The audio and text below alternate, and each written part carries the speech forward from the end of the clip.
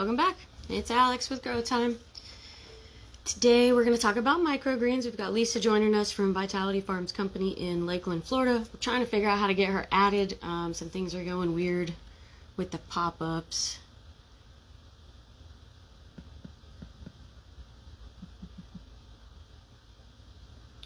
Let's see if we can add her.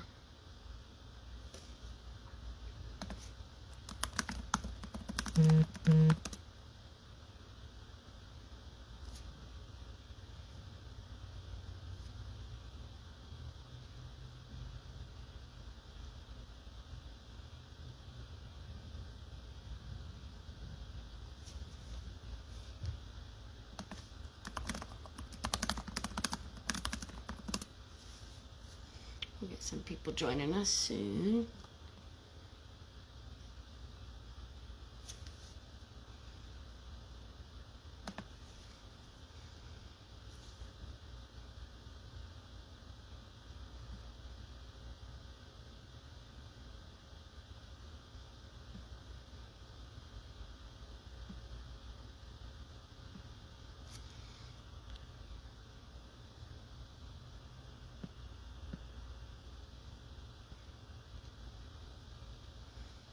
Alright, we've got a viewer.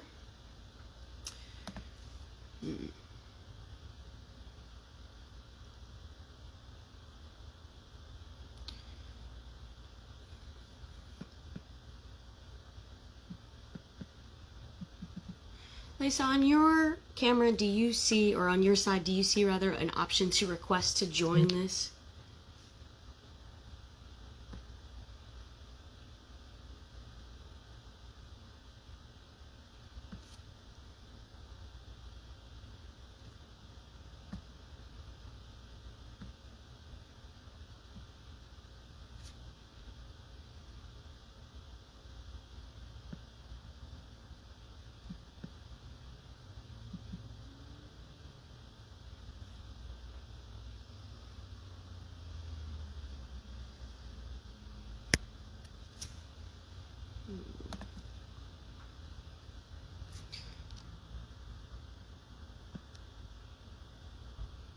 Alright. So I've added you, Lisa. If it doesn't work this time, we'll probably have to reschedule. And I do apologize for that, guys.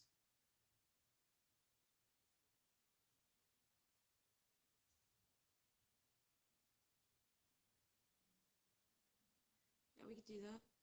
Do you have a Google Meet room ready and available by chance?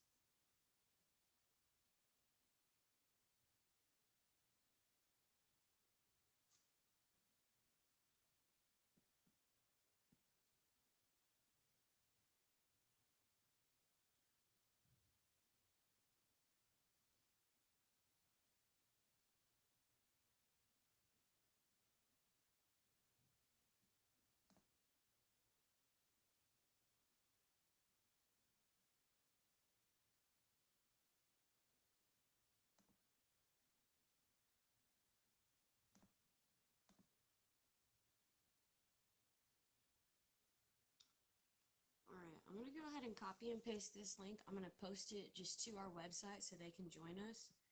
And I'll get it added.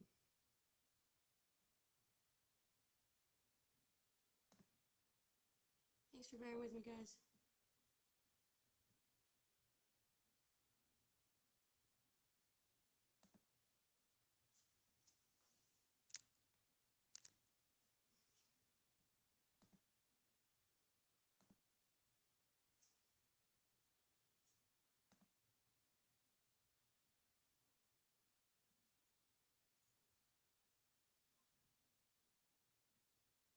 Hey, Lisa. Hold tight. Let me post this link to just the general website so that way people can join us. And while I'm doing that, do you know if there's a way to record this?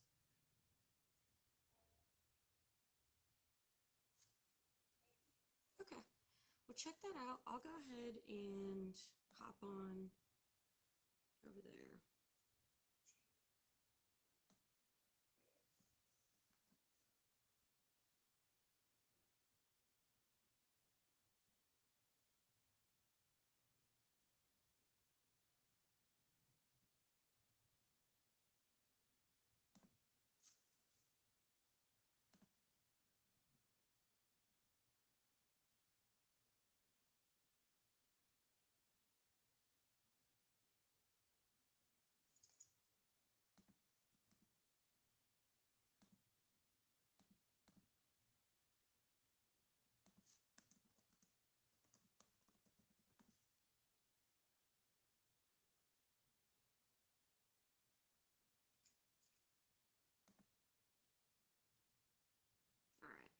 publish that general link, and then anyone who's not in the video already will see it.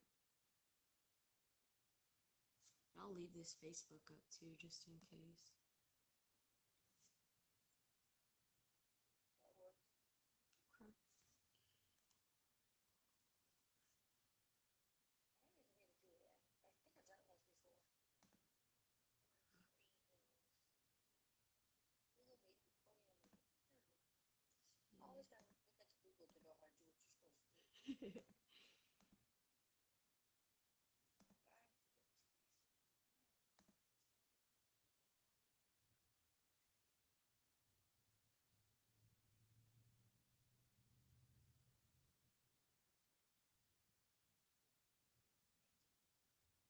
Alright, so anyone that's on the Facebook live video, if you want to join using the comment, and you can click that and put in the password and everything, and you'll be approved. You can join us. We're going to try and figure out how to get this recorded on Google Meets. If for some reason we can't, I think we might have to reschedule just so that way, you know, we have a video for later, but we'll see. We'll have to do it twice. We'll have to repeat ourselves.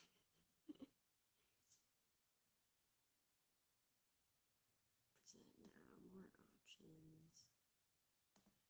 I see nothing for recording, unfortunately. Yeah, the only one who can record it, I think it's just me. Okay. I recall correctly. I don't remember learning. I see where I'm supposed to go, but it doesn't have it in there.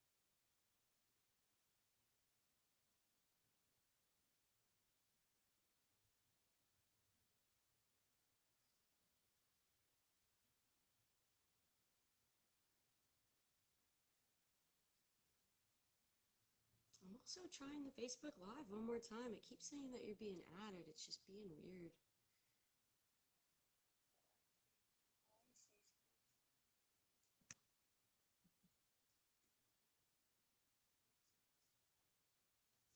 I like the echo. It's kind of cute. Oh, it's because both videos are going. I tried to turn mine off. Oh, no, it's not. Hey, we're going to figure this out. Let's see my phone. Okay. Okay, wait, hang on. Oh, wait, hang on.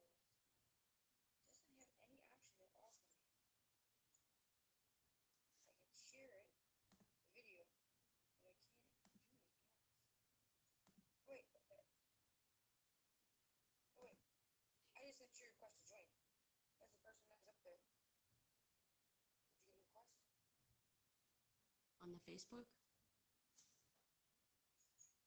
Yeah. Who the heck doesn't like Facebook? I hit add for you. Did it actually work? I don't know. Add. It says no answer from live video guest, unfortunately. How is that? Is it because I'm on my phone? That's what we can't. I don't know. When I tested it, was it on a phone? Are you on like the app on your phone? Yeah. Yeah, it should. It's not on my phone. It should work.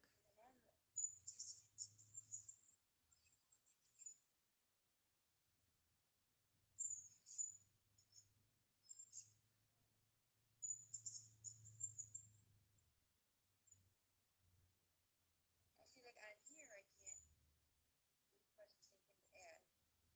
And to me on my end, I say add and it says no answer from live video guest.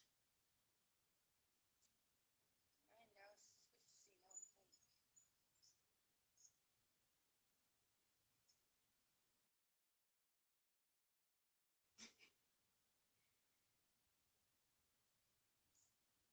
no phone. No, I don't think we're going to be able to get it. Okay. Makes me sad. It does. It makes me sad too. Alright guys, so for those of you that are just joining, we're having some technical difficulties as far as inviting Lisa on camera with us. So what we'll do is we'll definitely reschedule this microgreen talk. I'm super stoked. And she's got a ton of information. I got to see a video of her setup earlier, and it is awesome. I can't wait to share it with you guys. So watch out for that. It'll probably be, if Lisa's open, it'll probably be in a few Tuesdays from now. But we'll settle that, and we'll definitely make an announcement at that time. And in the meantime, I was looking to try to get into a class. I have another class set up with women in agriculture tomorrow at 10. okay. Another talk I have set up. So Maybe we can share Maybe that. it's gonna be more. Yeah, it's gonna be more like in detail because it's gonna be like a series, so it's gonna be more in depth on just like what a microgreen is for at least the first week. Whereas your audience probably is already more experienced. They might want to know like, okay, do I have to beat up cilantro? What is a rolling pin? Yes, you do. You know, things like that. Honestly, our audience is their intro. So the basics, back to the basics. I was just going to ask you about how you got started and what kind of, do you use any nutrients and things like that. So let's go ahead. We'll stop the Facebook Live video. We'll let you guys know when we're going to have the microgreens talk, or we will share one of Lisa's videos soon, so that way you can see, all of her expertise. Oh, wait. Hang on. It's letting me do something. Okay. It's only letting me send a request when I'm on my phone. Oh, but I see it now. Let's see if it works. Did it work? Oh, hang on. Oh, yeah, it worked. I'm there. Hey! All right. That makes that accurate. All right. I'm so excited. Okay. So we will just have to edit this video down later to show this part. But thank you for joining us. My name is Alex Graham. I'm with Grow Time Hydroponics and Supply in Gainesville, Florida. Today we have Lisa with us from Vitality Farms Company, and you guys are located in Lakeland, Florida? Yes, ma'am. Awesome. All right. So it is my understanding that you grow tons of microgreens, right? So do you do like subscriptions and you have regular, clients that you're growing for? Is that correct? Yes. So we started microgreens right before COVID hit. And we've been growing to, I don't know if I'd call it tons of customers, but it's enough. And we had to pivot our business a lot. So we ended up becoming basically I call it we're the three-legged stool. Like our business is literally a three-legged stool. We have three main sources of revenue that support our business, and we do it that way. And honestly, I'm not even the grower. I have a black thumb. But even black thumbs have a spot in microgreens. Yes, we do. All right. We get to harvest. And who is the grower, if you don't mind me asking? Well, for sure, it is the man of the house. He is the grower. He brings everything back to life that I kill. I'm gonna keep it real. I do kill things sometimes. Well, most times. Yeah. Yeah.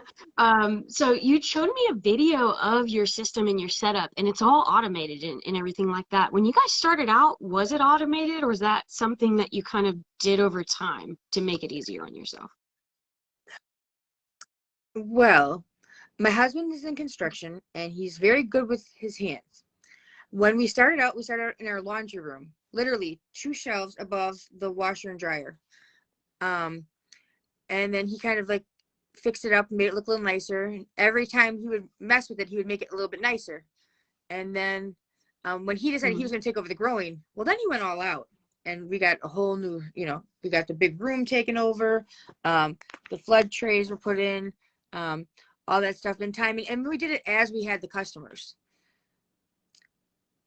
Okay. So that sounds awesome. I'm going to just on camera show real quick the type of microgreen materials we have here in the store. What we normally recommend is what's called a 10-20 tray, and that's because it is 10 by 20. We like to recommend the crest plates, which is a rock wool type of substrate. But you guys, do you use dirt? No. Well, yes and no. It's complicated. So I use dirt on my side. Well, not really where I do experiments, I use dirt. My husband doesn't use dirt. He actually grows on screens. Okay. So nothing in the bottom. The roots just go right down through to the water. Yeah, and then he has like a bubbler system that bubbles the water up to them. Okay, pretty cool. So that's awesome. It's super active, it sounds like, and it makes it to where the roots are getting more oxygen. Here in our space, what we normally do is we'll take the 10-20 tray and we'll take the crest plate and we'll make sure it's all wet. we'll sprinkle it with the seeds, and you can make it really dense. That's okay too. And this press plate is actually in a 10-20 tray with holes. So you'll see the holes in the bottom of that, and we put that inside one with no holes. And that way you can bottom water. And then normally right from the get-go, we do a blackout period. You guys also, I saw in your video, you guys do a blackout period as well. Is that correct?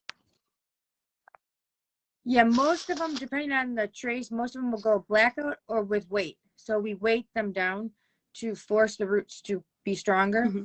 And I just saw a question come across there that said, do we use jute? We do use jute mat, also for grows. We also have used BioStraight. I like all of them, but because I'm doing some seed starts right now, I have to be using soil because they are seed starts.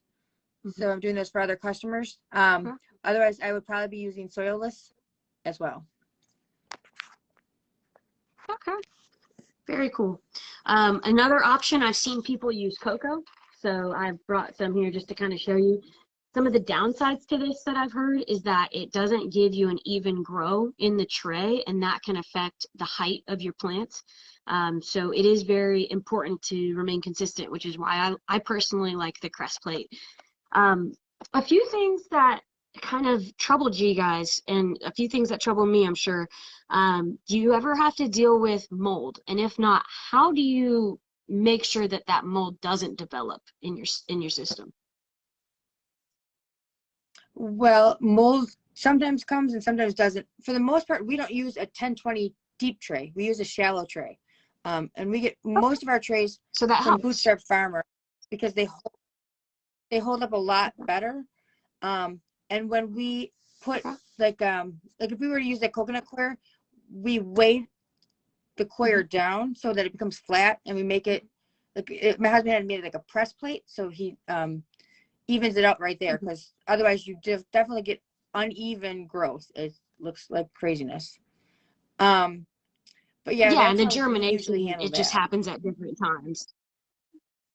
Okay, awesome. So Yeah. how I kind of combated it is I put a fan on it, a really powerful fan, to try and just keep the airflow going. Some other people have talked about using dehumidifiers to kind of pull that humidity out of the air. But it is important to watch for mold in your microgreens because it's something that can develop pretty easily, to my understanding. But don't confuse it with root hairs. People throw away their microgreens Yes. because we do grow kits, so we teach them how to grow. Yes. They'll send us pictures. We always tell you, buy from us, send me a picture before you toss it, because I mean, literally, I've saved tons of microgreens because they thought the root hair was mold. But we just spray it with hydrogen peroxide, and it's done, and we move on.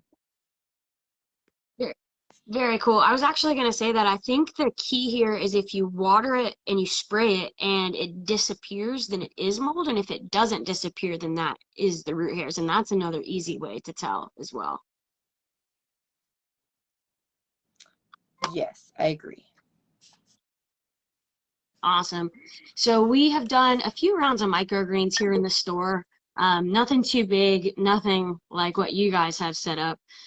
So I'm actually going to see if I can grab that video that you sent me earlier, and I'm going to post it to our website with your permission, of course, so people can see the whole shebang. It's really awesome. All right. Do you have any other suggestions? Yeah, any tips, suggestions, anything for newbie? If you're going to grow, I have a list. It's a list of green, yellow, and red. And my list is divided like that, like stoplights. Okay. So if it's green, that means you can go. If it's yellow, take caution. And if it's red, do not attempt to grow that microgreen without some help. And that's my standard for all growers when they want to learn. We're licensed seed dealers, so if you want to grow and Alice doesn't have anything, or you're closer to me or whatever, we sell seeds too. We sell everything and kits, but we basically try to walk people through it, and we try to make it simple, because microgreens are 40 times more nutrient dense. So you're not talking about the same apple to apple. You're talking about a significantly more powerful apple that can potentially have a lot of beneficial health effects for you. So I always want people to remember that, because that's really the key of it. Some people grow microgreens because they think the rich were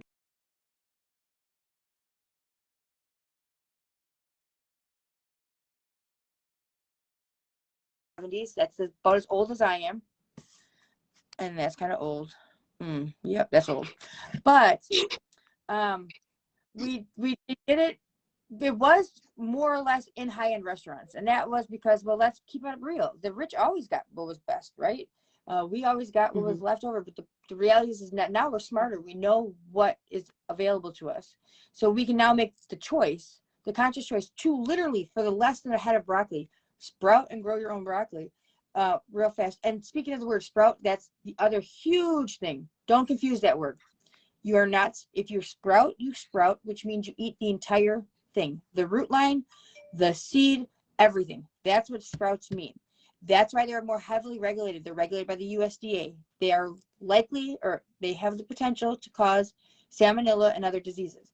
Microgreens are not even on the same spectrum. Microgreens typically grow in a substrate, some kind of soil medium, and then they're harvested above the root line, which makes them not susceptible to the same risk. And that's huge. People always interchange that word.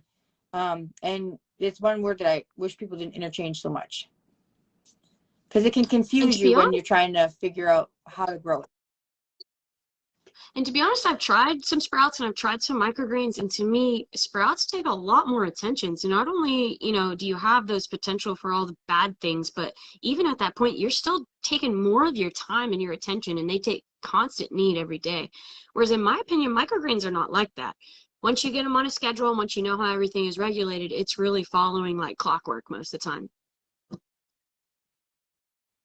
I completely agree with you. I would not want to sprout anything. But we do sell sprout seeds, though, just in case, because here's the other thing about sprout seeds. Do not buy them on Etsy. That is not a real dealer of seeds. They probably don't even, I don't know where they get them. Maybe a Cracker Jack box. I don't know. But I know a lot of people buy seeds online from like Etsy and other sources. And seeds are heavily regulated by the USDA because of noxious seeds and different things. So find a dealer to sell you seeds and make sure that they're reliable, because that's how we found most people were getting sick. They're buying seeds online. Okay. Well, let me ask you this. You said sprouting seeds, and those sprouting seeds, they're used for sprouts and for microgreens. Is that true? No. No. Not always. You can, so like the same seed that you grow a full-grown vegetable with is the same seed as a microgreen. Sprouting seeds, actually, I have one right here because my bag opened. See this bag? But they're different in that, and they're sanitized and sterilized multiple times. And we get ours from Truly, because they are one of the few companies that has not been linked to any kind of. But they're different. If my microgreen seeds, I don't know if I bet I probably have some here. I always have seeds around me. I don't know why. Yeah, I've got some too. Real close. Hold on. Weird. We got some microgreens prepackaged kits. Seattle Seed Co. We're actually interested in carrying bulk seeds, so I definitely would like to link up with you after this and see what we can do about that. You guys do them by the pound? Yep, we do. Awesome. Well, that's good to know. We were looking for a good source. And I had actually in the past been confused about the difference between sprouting seeds and, microgreen seeds, thinking they were the same thing. So I'm really glad we were able to clear that up. All right. Well, any other, just awesome tips or any shout outs? Is there any organization you want to talk about? Oh gosh, yeah, duh, I forgot. So anyhow, I'm such a bluntness, but I've been busy today, so pardon me. So I started a nonprofit organization called the Internet. Well, I didn't start it myself, but somebody else started an association, and I started the Florida chapter. So there's the International Microgreen Growers Association of Florida. We're on Facebook. I'm working on a website. Good gosh, that's really hard, harder than I ever imagined. But we have an association, and here's the deal. Like, people pay a lot of money to take classes, to get this knowledge, to basically take a cheat sheet, I guess, and make it work. There are no cheat sheets in farming. There really aren't. There's no exchange for time and experience. You just have to put in the time and the experience. But we are going to have, and we are going to offer for free, everything you would need to know about how to grow microgreens. Every crop will be broken down with basically generalities. It's hard to say it's perfect because it's not. Every grower can grow differently. We just did a test and they all literally had different results for 4 different mediums, and there should be no reason there should be that much of a variance, but there is, because we naturally just do things differently when we think about it. So we have the association started. We have people working on all the content, how to grow it, what to do, how to market it, why you want to market it, how we can help you, and different things like that. Because ultimately, if you didn't know, California flies in on a plane, shoo, microgreens 3 times a week, just to my little town of Lakeland. That means they're coming to Orlando, they're coming to Tampa, they're coming to other places. We need to stop having That means California there's fly their tons plane of all the way across opportunity. It's just about seizing the day. Yep. And we got 275 farmers right now in Florida.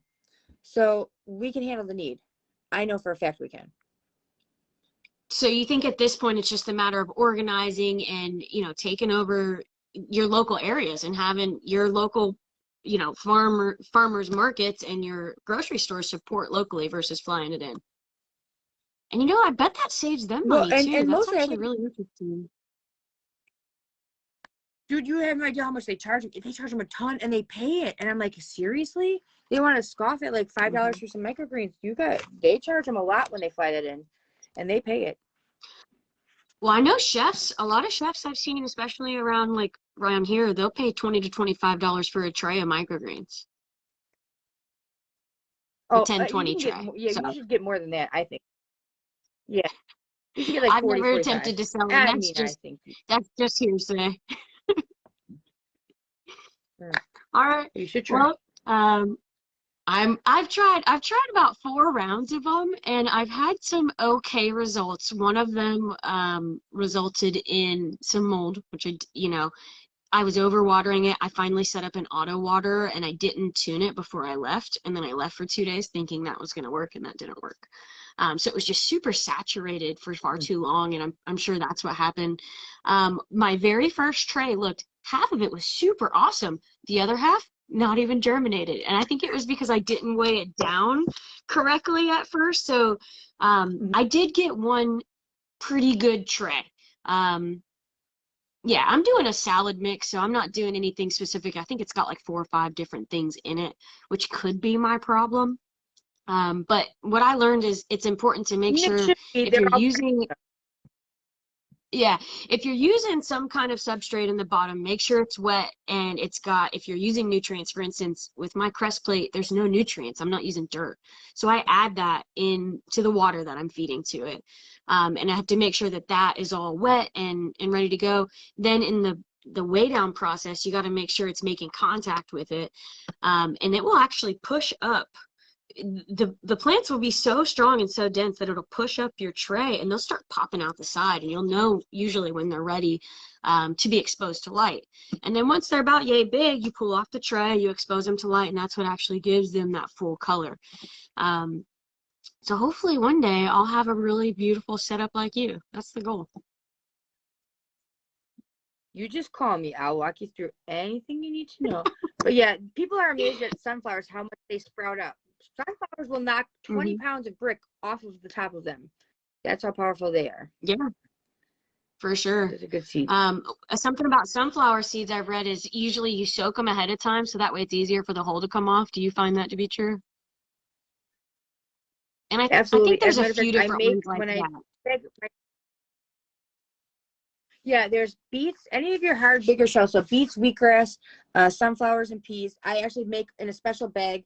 So when you buy seeds from me, you get them in a like a Mylar bag, which you soak first. So you put water in the Mylar bag. Inside is already your seeds in a soaking bag. So you just add water and close the bag. You come back at the time I tell you on the thing to come back, and you pull out your little jewelry bag with all your crops in there, and then you drop them onto the grow. So you really are making it easy on people. That's awesome. Well, a lot of people don't make it easy, and a lot of people don't put the right seeding density. Always check your seeding density, because microgreens it's not about the seed being different at all. It's about your seeding density and a canopy that develops and how they grow. That's really what it's about. So a lot of growers or a lot of companies that sell seed kits do not put in the right seeding density, and that drives me nuts, because it doesn't allow for a good grow. and people get frustrated. And I think that's what happened to one of my batches as well. I think it was too dense. And by the time that I took it out of the blackout period and tried to expose it to the light, it was like it didn't want to, I don't know, it didn't want to stand up or pop through. And it might have just been that they were too intertwined and too dense. So anyways, thank you so much for joining us. I learned a lot. I'm, like I said, going to post a video of your farm later on so everyone can see just how, awesome it is. And we'll post your information so that if somebody wants seeds, they can definitely come to you. And like I said, I'm going to link up with you too after this. I'd like to start carrying some in the store. Yeah, you can carry some grow kits up there, I mean, I make them really easy. For sure. For sure. Well, thank you so much for joining us. If there is anything that you guys need from me at Grow Time Hydroponics or from Lisa at Vitality Farms Company, I'm sure we would both love to hear from you. So we'll make sure that's available. And thanks for joining us. Have a good night, everyone.